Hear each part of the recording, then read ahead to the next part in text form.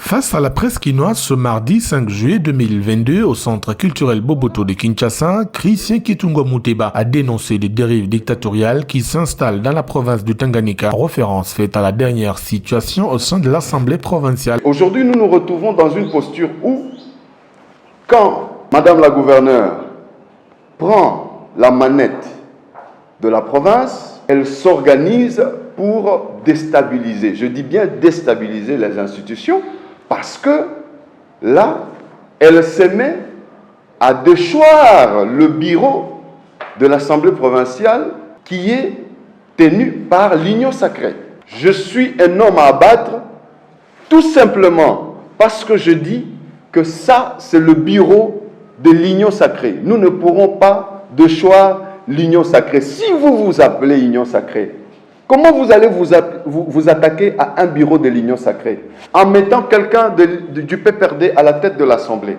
Parlant notamment de l'actuel gouverneur du Tanganyika, Christian Kitungwa Muteba l'a accusé d'être à la base de la dégradation de la situation qui a fait que l'OFCC fasse son grand retour à la tête de la première institution provinciale, a-t-il dit en citant nommément le directeur de cabinet du président Tshisekedi. En termes de pourcentage, l'actuel gouverneur du Tanganyika a été élu à 90% par le FCC. Parce qu'elle a eu au moins 12 voix du FCC et 2 voix de l'Union sacrée.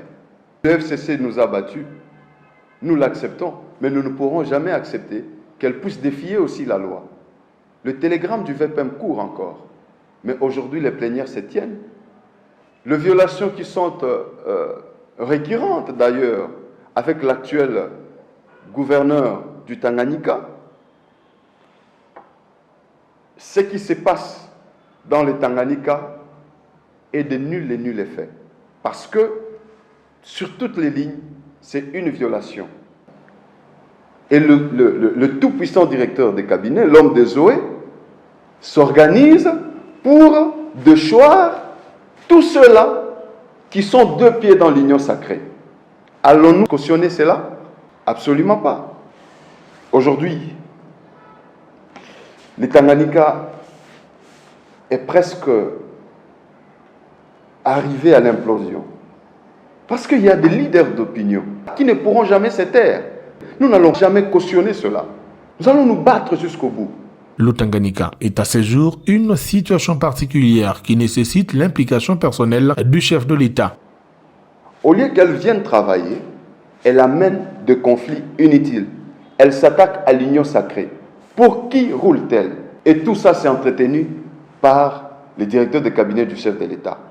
Parce qu'il doit avoir le droit de veto dans les grands Katanga, lui-même qui n'a jamais foulé ses pieds dans le Tanganyika.